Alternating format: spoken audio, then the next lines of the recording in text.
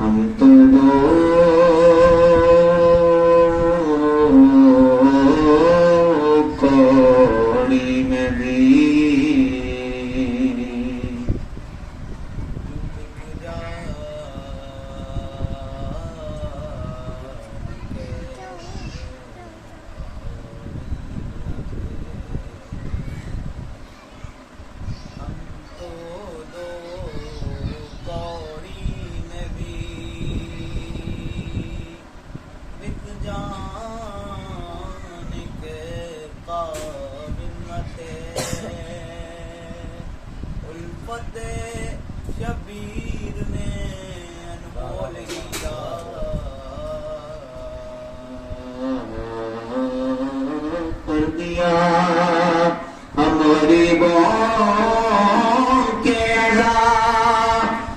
خانے میں آئی فاطمہ، ہم غریبوں کے عذاب خانے میں آئی فاطمہ، ارے اس عزاداری نے ہم کو کتنا اونچا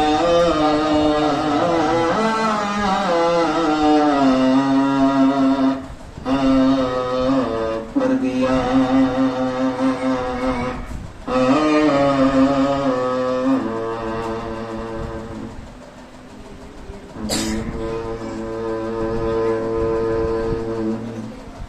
جب کبھی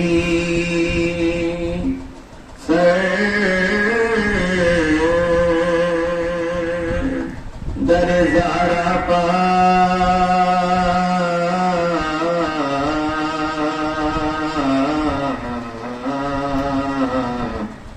جھکا لیتا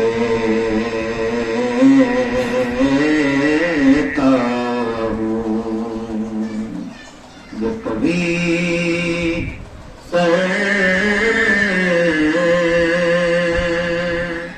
در زہرا پا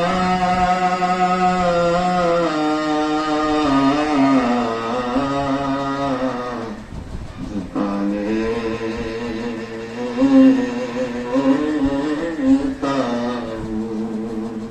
اپنی بگڑی ہوئی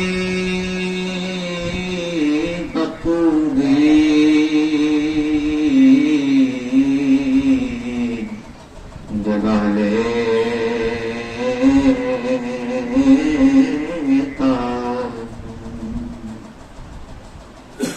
جب میری روح تڑپتی ہے تو مجلس کر کے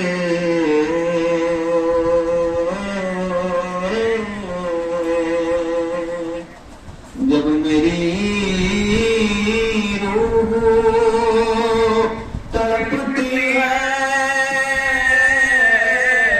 تو مجلس کر کے اپنے فاطمہ ذرا بلا لے،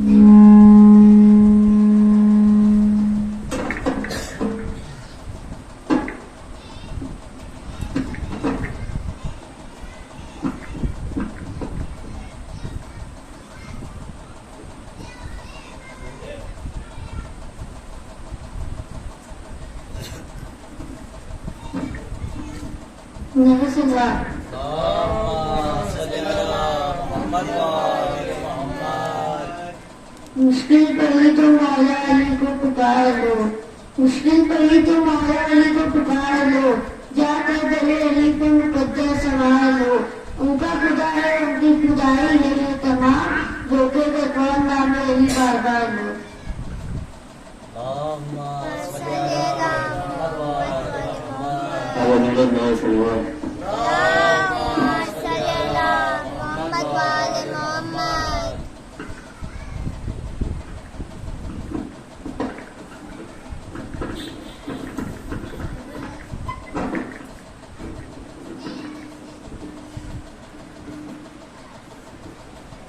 داستان شجاعت پدارین میں، داستان شجاعت پدارین میں، ایک بے فکردار عباس ہے کے 18 بیٹے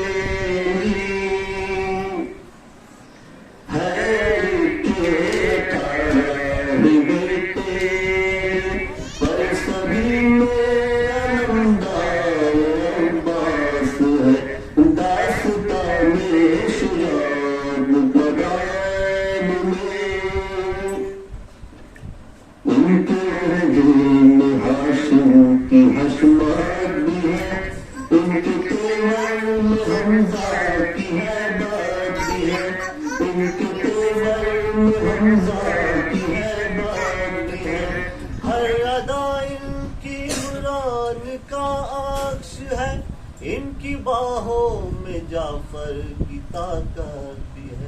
پیار ہے مصطفیٰ کا حسین و حسن،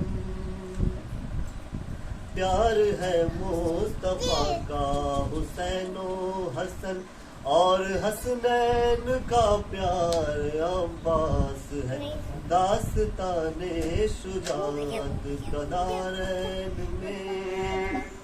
راہ کا بہت ہے کٹن راستہ، راستے کے لیے رہنما چاہیے، خود کے راستے کو ہے جو جانتا، اس ولی کا ہمیں آسرا چاہیے۔ کبھی کیا ہے میرا سحر ہے جہاں، کبھی کیا ہے میرا سحر ہے جہاں، معرفت کے سوا کوئی سپنا نہیں، معرفت کے سوا کوئی سپنا نہیں۔ وہ بہت ہی اندھیری جگہ ہے وہاں، کوئی آمر نہیں کوئی اپنا نہیں، تم سے دل میں عہد میں آئیں گے، تم سے دل میں عہد میں آئیں گے، بول تنہائی میں اور کیا چاہیے، داستان شجاعت کا دارین میں۔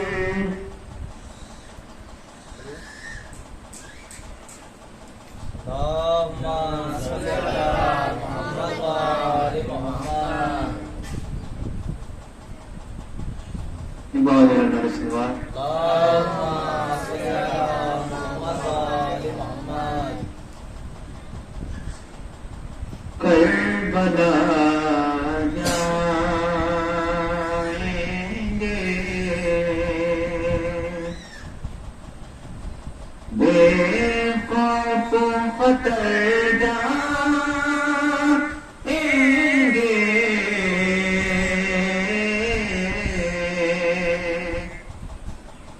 کربلا جائیں گے،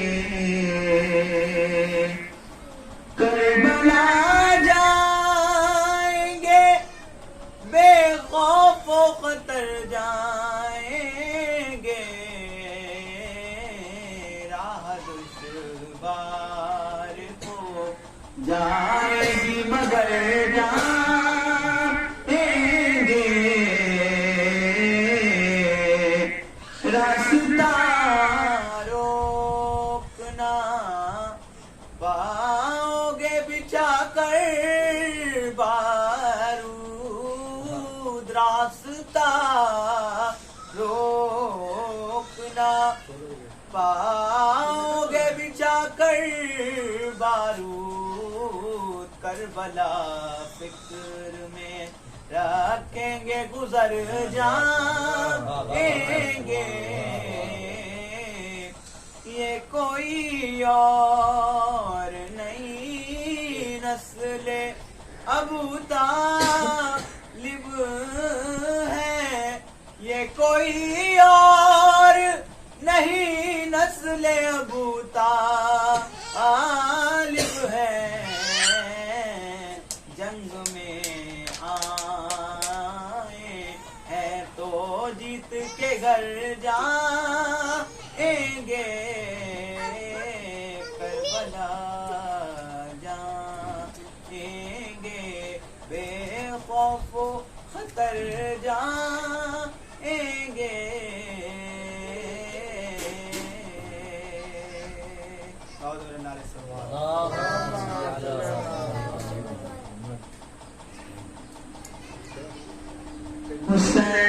حسین شاہ بھی ہے اور بادشاہ بھی ہے، حسین شاہ بھی ہے اور بادشاہ بھی ہے، حسین دین بھی ہے، دین کی پناہ بھی ہے، نبی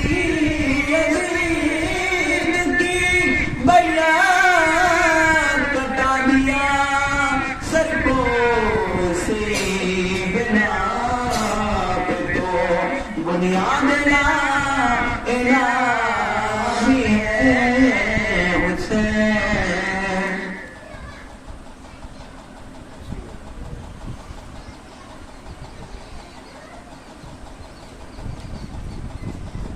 اللهم صل على محمد وآل محمد.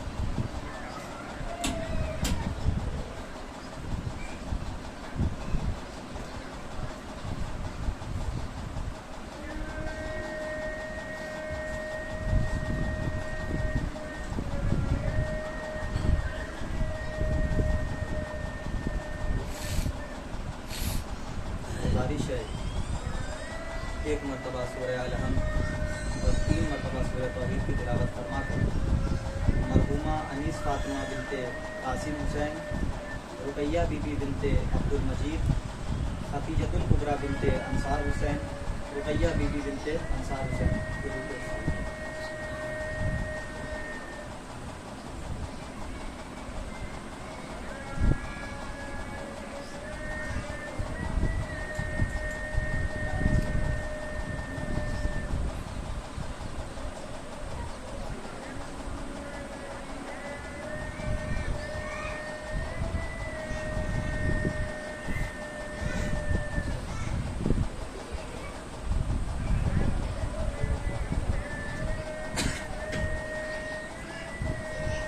ماشاء اللہ ولا حول ولا قوة الا باللہ العلی العظیم. اعوذ باللہ من الشیطان اللعین الرجیم. بسم اللہ الرحمن الرحیم. الحمد للہ الذی ہدانا لہذا وما كنا لنهتدی لولا ان هدانا الله لقد جاءت رسل ربنا بالحق. الصلاة والسلام والتحية والإكرام مولانا مولا الكونين محبوب رب المغربين والمشرقين جد الحسن والحسین ابی القاسم محمد وعلى أهل بيته الطيبين الطاهرين المعصومين المظلومين ولعنة الله على أعدائهم أجمعين من يومنا هذا إلى قيام يوم الدين. ثم بسم الله الرحمن الرحيم. اللهم صل وسلم وزد وبارك على صاحب الدعوة النبوية والصولة الحيدرية والعصمة الفاطمية والحلم الحسنية والشجاعة الحسينية والصبر السجادية والمعصار الباقرية والآثار الجعفرية والعلوم الكاظمية والرجز الرزبية والجود التقوية والنقاوة النقوية والهيبة العسكرية والغيبة القائم المهدية. صلوات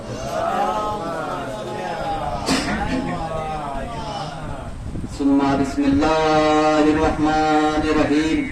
أما بعد فقد قال الله تبارك في القرآن المجيد وهو أصدق الصادقين قوله الحق بالحق. بسم الله الرحمن الرحيم. وتعز من تشاء وتذل من تشاء بيدك الخير. صلوات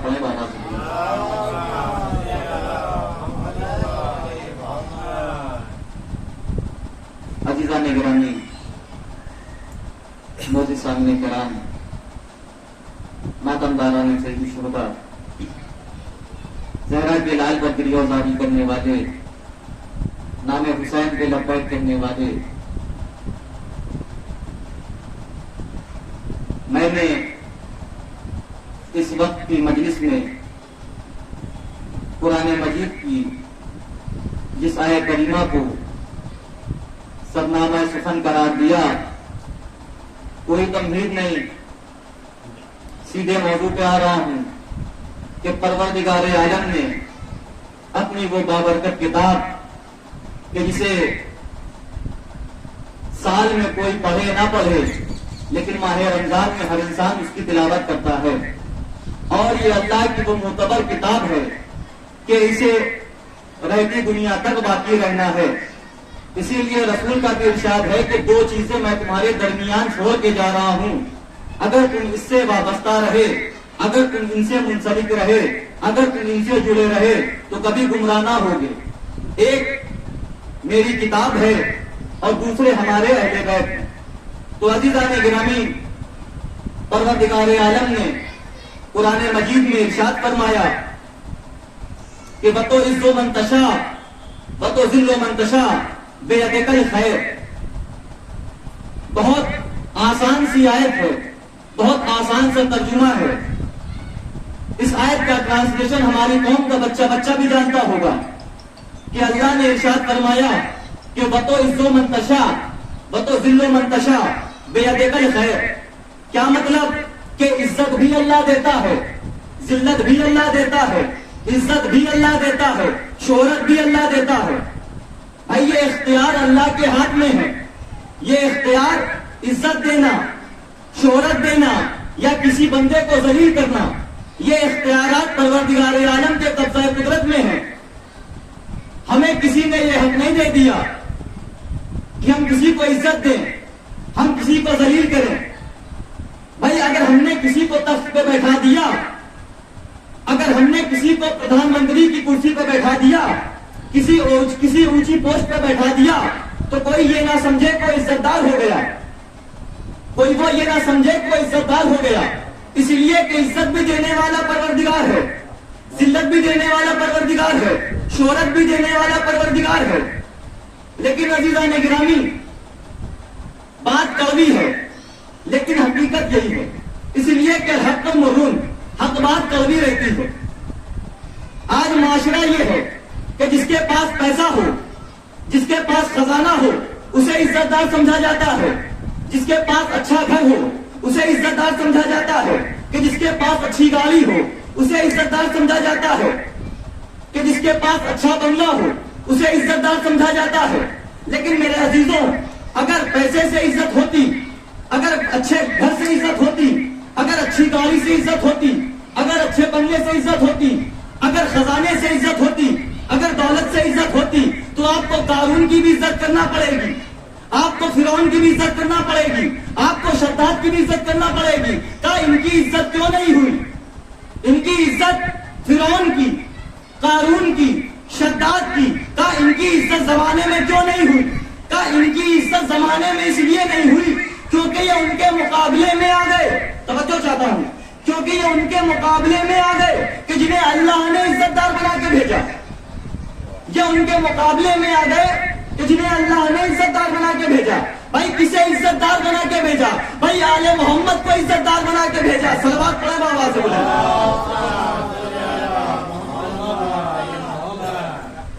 آل محمد کو عزت دار بنا کے بھیجا۔ آپ کچھ بھی کریے لیکن آپ ان کے مقابلے میں نہ آئیے۔ اگر آپ ان کے مقابلے میں آئیں گے تو یقیناً ذلیل و رسوا ہوں گے۔ اور یہ در اہل بیت، در علی، در سیدہ، یہ وہ در ہے کہ ان کے در پر اگر کوئی اپنے سر کو خم کر دے تو وہ بھی عزت دار ہو جاتا ہے، وہ بھی عزت دار ہو جاتا ہے۔ اور ایسا عزت دار ہوتا ہے کہ رہتی قیامت تک، رہتی دنیا تک، جب تک قیامت نہ آ جائے، جب تک اللہ یا اہل بیت نہ چاہ لے، تو وہ بندہ کبھی ذلیل نہیں ہو سکتا، وہ بندہ کبھی رسوا نہیں ہو سکتا۔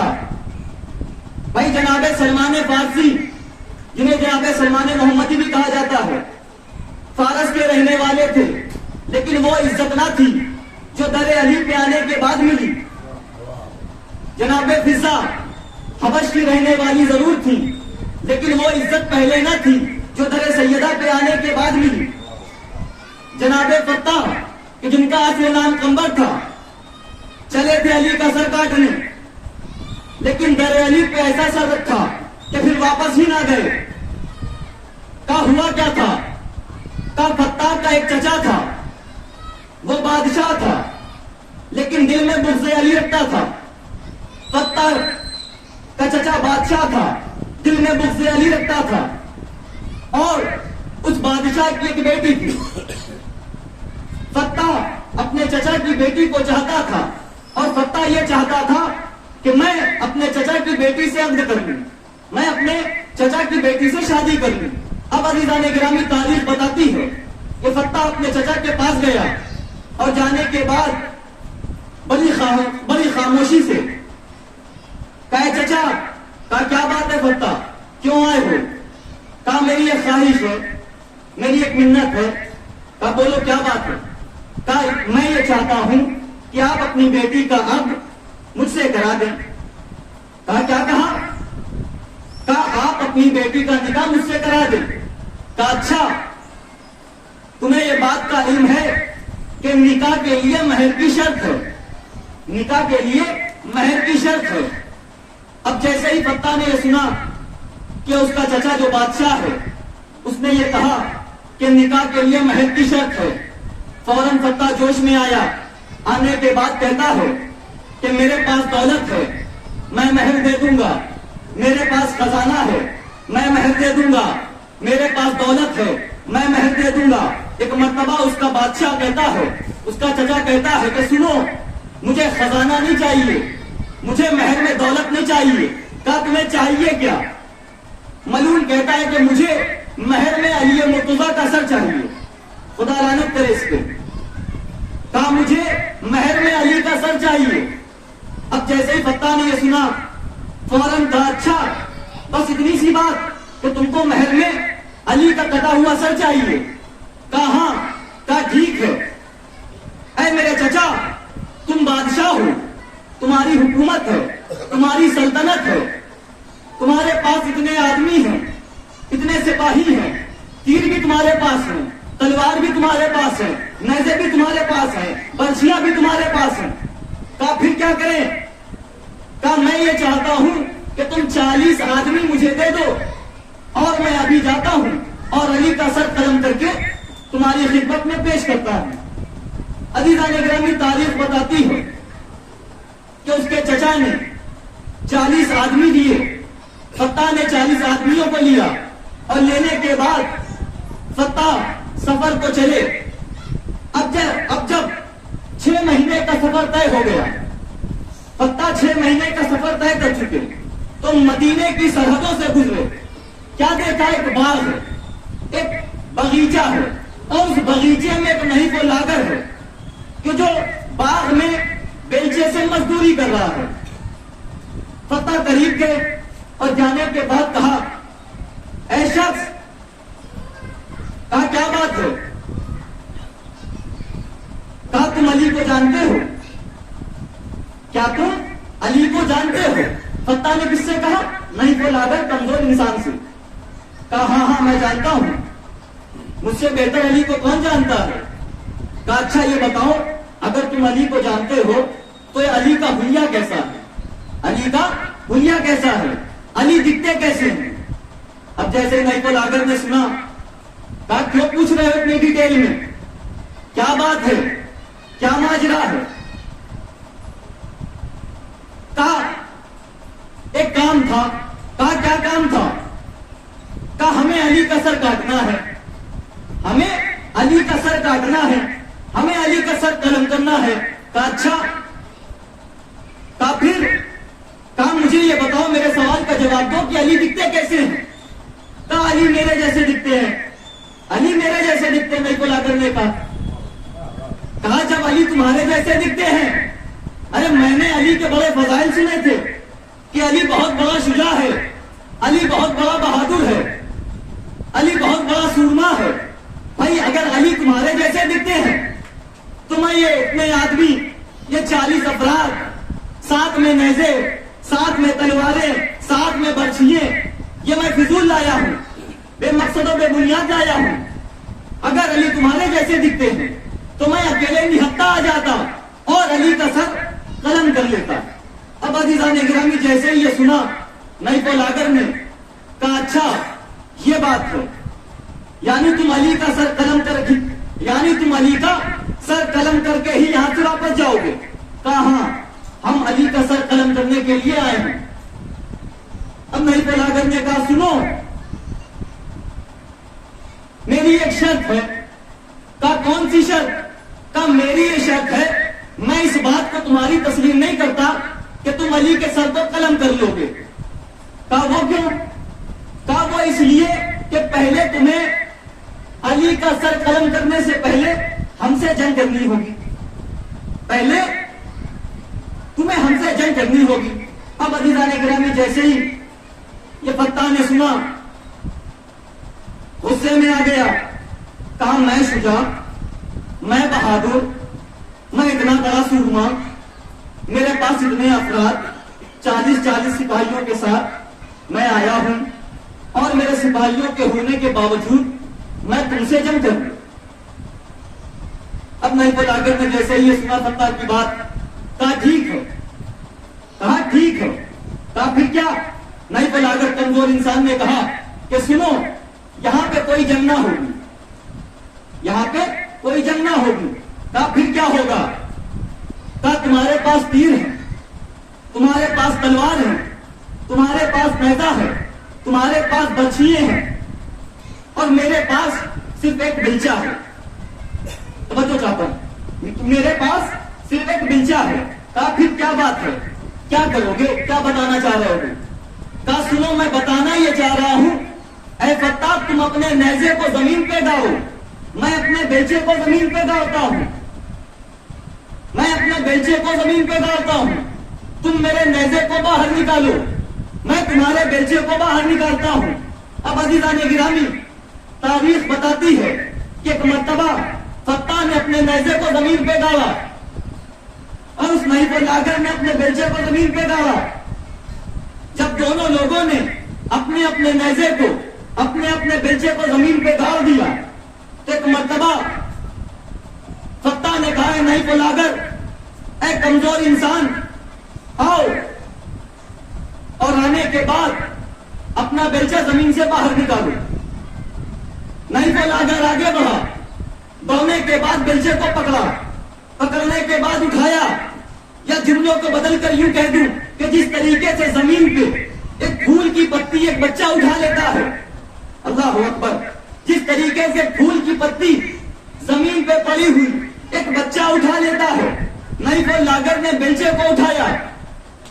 اب جب نئی پولاگر نے بیلچے کو اٹھا لیا، نئی پولاگر نے کہا فتح اب تمہاری باری ہے، اب تم اپنے نیزے کو باہر نکالو، اب تم اپنے نیزے کو باہر نکالو. اب عزیزان گرامی جیسے ہی فتح نے کہا ٹھیک ہے تم نے تو اپنا بیلچہ نکال دیا، اب چلو میری باری آئی، میں بھی اپنے نیزے کو باہر نکالتا ہوں. اب عزیزان گرامی تاریخ بتاتی ہے کہ فتح آگے بڑھا، بڑھنے کے بعد نیزے کو پکڑا، نیزے کو نکالنا چاہا، نکالنا تو دور نیزے کو ہلا بھی نہ سکا، نیزے کو ہلا بھی نہ سکا. نئی پولاگر نے فتح کو دیکھا اور دیکھنے کے بعد ایک جملہ ارشاد فرمایا، کہا سنو یہ تمہارے اکیلے کی بس کی بات نہیں ہے، بلکہ جو 40 سپاہی لے کے آئے ہو ان سب سے کہو کہ سب مل کے نیزے کو باہر نکالے. اب عزیزان گرامی تاریخ بتاتی ہے کہ جب 40 افراد سب لوگ جمع ہو گئے، سب لوگوں نے اپنے اپنے ہاتھوں کو نیزے کے اوپر رکھا، نیزے کو پکڑا اور پکڑنے کے بعد نیزے کو نکالنا چاہا، لیکن نیزہ نکالنا تو دور نیزہ ہلا بھی نہ سکے، نیزہ ہلا بھی نہ سکے. ایک مرتبہ فتح پریشان ہو گیا، حیران ہو گیا. حیران اور پریشان ہونے کے بعد فتح نے اس نئی پولاگر کو سر سے لے کے پیر تک دیکھا اور دیکھنے کے بعد کہا میرے مولا، اے میرے آقا، کہیں آپ ہی تو علی نہیں ہے، کہیں آپ ہی تو علی نہیں ہے، کہیں آپ ہی تو علی نہیں ہے. ایک مرتبہ علی نے کہا اے فتح، ارے تو نے نے پہچاننے میں دیر کر دی. ارے میں ہی تیرا مولا علی ابن ابی طالب ہوں. اب جیسے ہی اس نے علی کا نام سنا ایک مرتبہ فوراً علی کے قدموں پہ گرا. علی نے اس کو اٹھایا, اٹھانے کے بعد سینے سے لگایا اور ایک جملہ ارشاد فرمایا, اے فتح, کل تک تو فتح تھا, آج سے میں ابو طالب کا بیٹا علی ابن ابی طالب, ارے تجھے فتح نہیں رہنے دوں گا بلکہ آج سے میں تجھے کمر بنا دوں گا. صلوات پڑھیں بابا سے.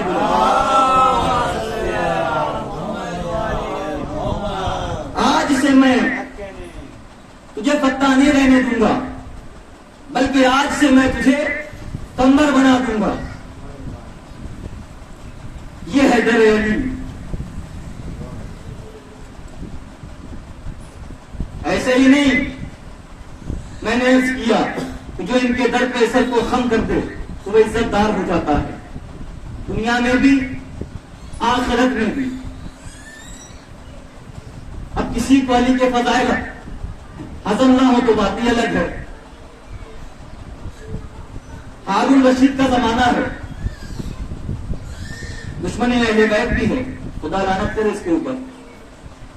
جناب بہلول اہل بیت کے چاہنے والے, اہل بیت کے گیت گانے والے, اہل بیت کی مدح ثنا کرنے والے ہر وقت علی علی علی حق, علی علی علی حق کے نعرے بلند کر رہے ہیں.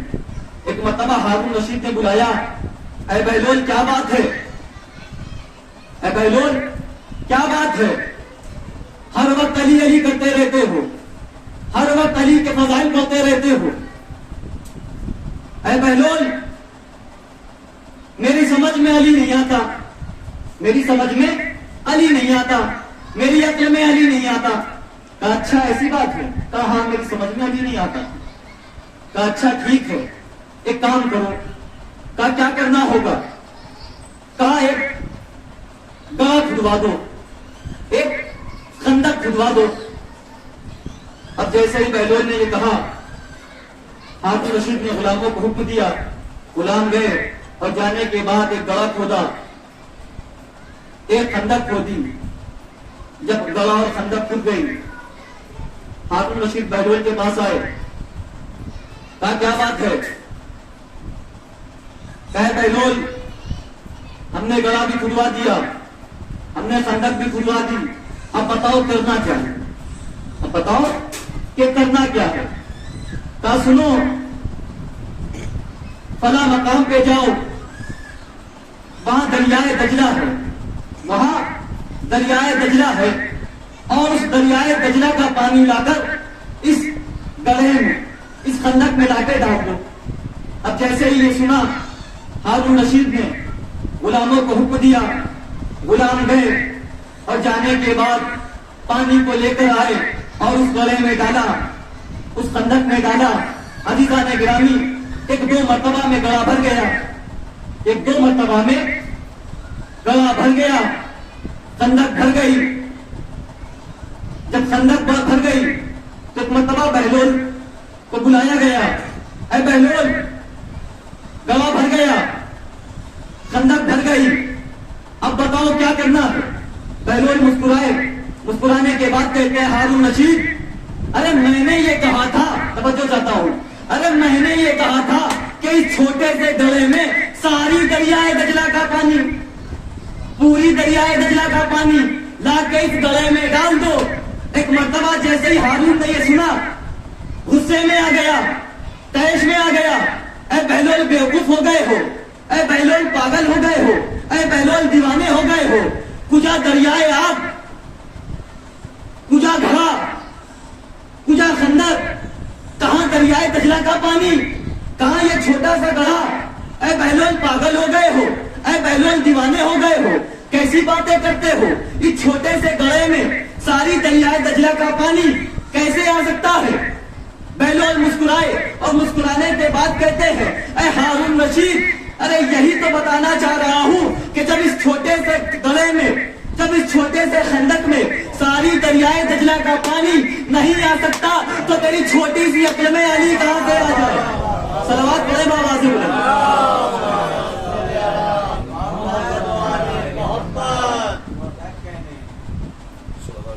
جب اس چھوٹے سے گڑھے میں, اس چھوٹی سی خندق میں, خندق کہتے ہیں گڑھے کو,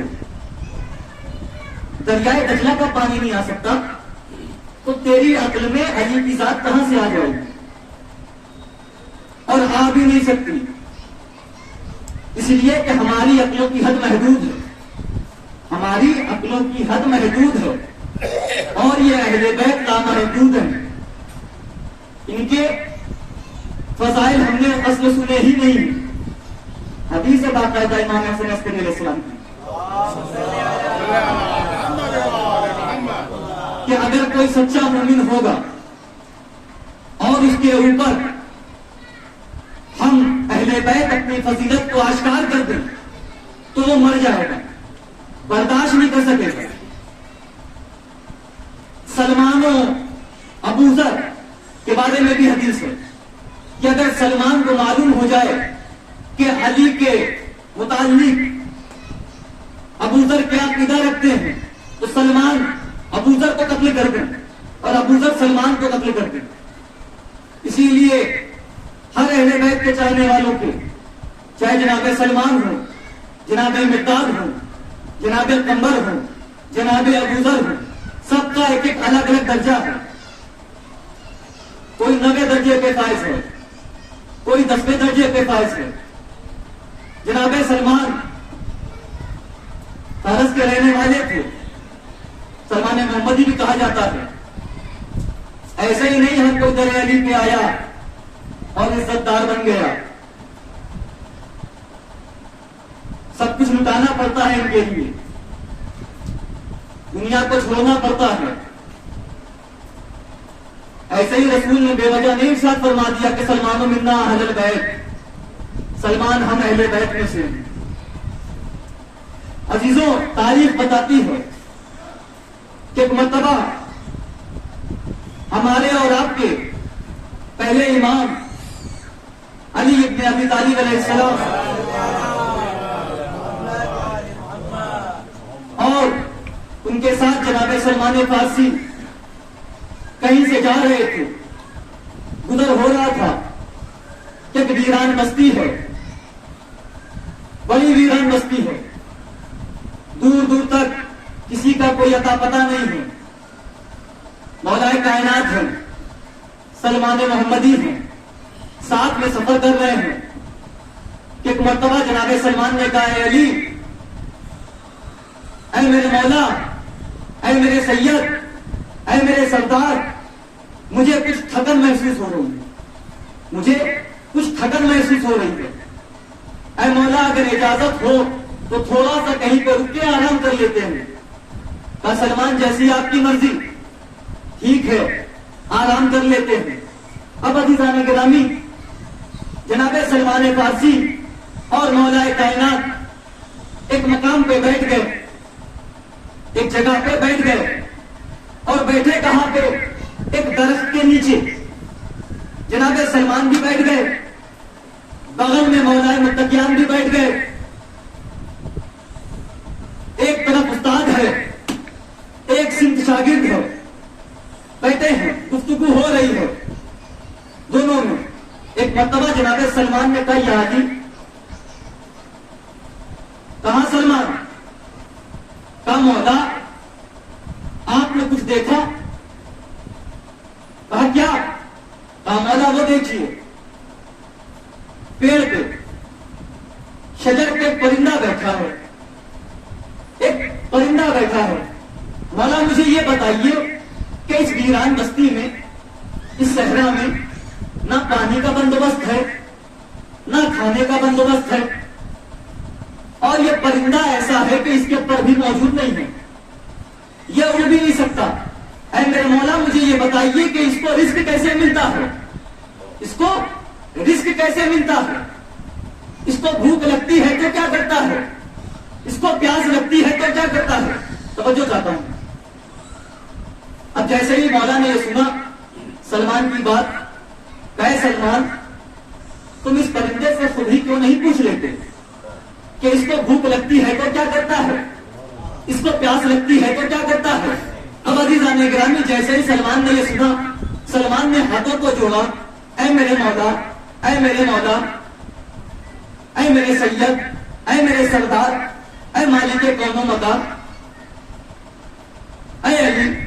آپ نونو والقدم ہے، آپ دین کا علم ہے، آپ قاطع راہ ان کو ستم ہے، آپ راہ حق کا قدم ہے، آپ صراط مستقیم ہے، آپ قلب سلیم ہے، آپ باد نسیم ہے، آپ شباب شمیم ہے، آپ اسلام کا تن ہے، آپ شاہ زمن ہے، آپ علم کی کرن ہے، آپ جمال حسن ہے، آپ تاجدار حیاتا ہے، اے علی آپ مصریوں کے خدا ہے، اے علی آپ سید العرب ہے، اے علی آپ مصریوں کے رب ہے، اے علی آپ کلیوں کی چٹک ہے، اے علی آپ پھولوں کی مہک ہے، اے علی آپ ڈالی کی لچک ہے، اے علی آپ سبز کی لہک ہے، اے علی آپ علم کا در ہے، اے علی آپ صدیق اکبر ہے، اے علی آپ شافع محشر ہے، اے علی آپ ساقی کوثر ہے، اے علی آپ ید اللہ ہے، اے علی آپ نفس اللہ ہے، اے علی آپ یاسف الدین ہے، اے علی آپ امام المتقین ہے، اے علی آپ مظہر العجائب ہے، اے علی آپ کے پاس توریت کا بھی علم ہے، اے علی آپ کے پاس زبور کا بھی علم ہے، اے علی آپ کے پاس انجیل کا بھی علم ہے، اے علی آپ کے پاس قرآن کا بھی علم ہے، اے علی میرے مولا، اے میرے سرکار بتا دیجئے کہ اس ویران بستی میں یہ پرندہ کیسے گزر کر رہا ہے،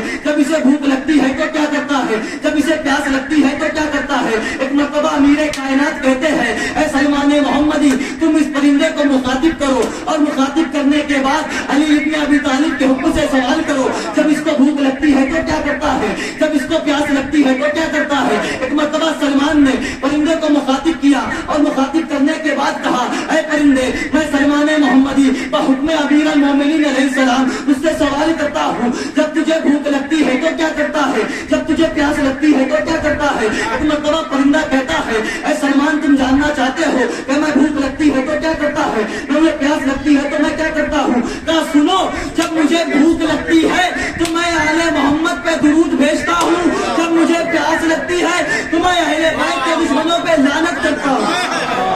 صلوات پڑھیں بابا۔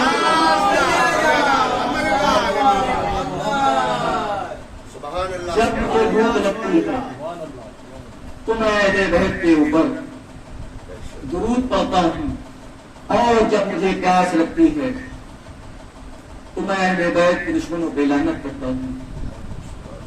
یہ ہے پرندے، انہیں معلوم ہے کہ کس کے اوپر درود بھیجنا ہے، کس کے اوپر لعنت کرنی ہے۔ بس عزیزوں میں نے آپ کی زحمت کو تمام کر دیا۔ عزاداران مظلوم کربلا آج چاند رات ہے، عزاداران مظلوم کربلا ہم سال بھر بڑی بے چینی سے اس چاند کا انتظار کرتے ہیں، اس لیے کہ اس چاند کی پہلی کو ارے فاطمہ کا لال ارے ہمارے رضا خانوں میں مہمان ہوتا ہے۔ عزادارے گزارش یہ ہے کہ جب آپ چاند دیکھیے گا تو امیر بن کر نہ دیکھیے گا بلکہ غریب بن کر دیکھیے گا، اس لیے کہ غریب الوطن ارے پردیش میں مظلومیت سے شہید کر دیا گیا۔ جزاکم اللہ خیر الجزا، خدا آپ کو کوئی غم نہ دے سوائے مظلوم کربلا کے۔ عزاداران مظلوم کربلا جب ہمارے گھر کی ماں بہنیں ارے محرم کا چاند دیکھتی ہے تو اپنے ہاتھوں کی چوڑیوں کو توڑ دیتی ہے اور رو کر کہتی ہے اے شہزادی رباب، اے شہزادی جناب لیلا، ارے اسی چاند کی 10 محرم کو ارے آپ کا سہاگ کربلا میں اجڑ گیا۔ اے شہزادیاں ارے ہم آپ کے سہاگ میں ارے اپنی نشانیاں توڑ رہے ہیں، ارے اپنے سہاگ کی نشانیاں مٹا رہے ہیں۔ عزاداران مظلوم کربلا خدا آپ کو کوئی غم نہ دے سوائے مظلوم کربلا کے۔ عزاداران مظلوم کربلا ہم کتنے خوش نصیب ہیں کہ جوانان جنت ارے ہمارے گھروں میں مہمان ہیں، ارے ہمارے عزاخانوں میں مہمان ہے۔ عزاداروں جب فرش رضا بچتا ہے نا ارے حسین کی دکھیاری ماں ارے جنت البقیع سے ارے اپنی ٹوٹی ہوئی پسلیاں لے کر ارے فرش رضا پہ آ جاتی ہے، اس لیے کہ وہ آپ کے آنسو لیتی ہے اور لینے کے بعد ارے حسین کے زخموں پہ جا کے مرہم لگا دیتی ہے۔ عزاداران مظلوم کربلا محرم کا چاند آج نمودار ہو جائے گا، کل سے ماہ محرم شروع ہو گیا، ہر طرف سے یا حسین کی صدائیں بلند ہونے لگی۔ عزاداروں کے ہاتھ ماتم کے لیے اٹھنے لگے. ہاں عزاداران مظلوم کربلا، ابھی آپ نے محرم کا چاند نہیں دیکھا لیکن آپ کے دل غمگین ہو گئے، آپ کے سینے پھٹنے لگے. ہائے حسین کی صدائیں بلند ہونے لگی. عزاداروں ذرا تصور کیجئے، ارے جب راستے میں ارے مولا حسین جو بھی کربلا نہیں پہنچے، ارے راستے میں جب محرم کا چاند دیکھا ہوگا، ارے حسین کا کیا عالم ہوا ہوگا. عزاداروں راستے میں ایک مرتبہ حسین ابن علی نے محرم کے چاند کو دیکھا، دیکھنے کے بعد قافلے کو ٹھہرا دیا. خدا آپ کو کوئی غم نہ دے سوائے مظلوم کربلا کے. عزادار حسین نے قافلے کو ٹھہرایا اور ٹھہرانے کے بعد ایک مرتبہ اپنے عباس کو بلایا. اے بھیا عباس میرے قریب آؤ. عزاداروں جناب عباس قریب آئے گا. آقا کیا بات ہے؟ اے آقا غلام حاضر ہے.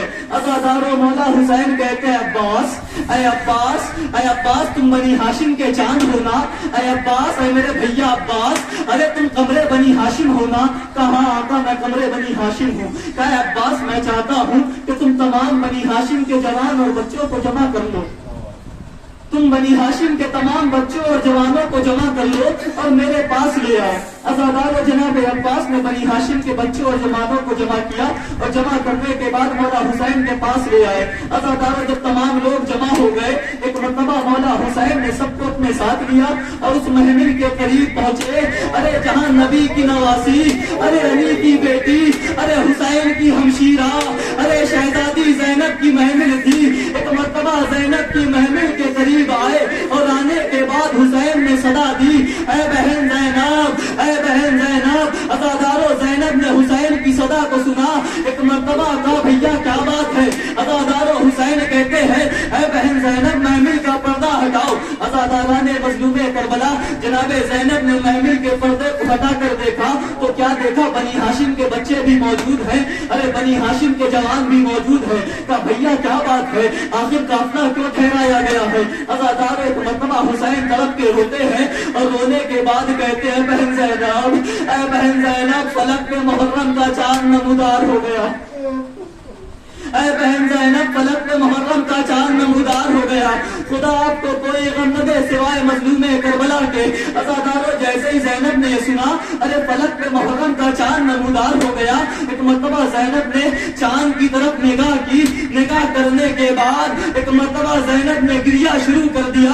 ایک مرتبہ حسین کہتے ہیں بہن زینب، اے بہن زینب گریہ کیوں کرتی ہو؟ کہے بھیا حسین، اے بھیا حسین میں اس چاند کی لالی کو دیکھ کر رو رہی ہوں. اے بھیا حسین اس چاند میں اتنی لالی کیوں ہے؟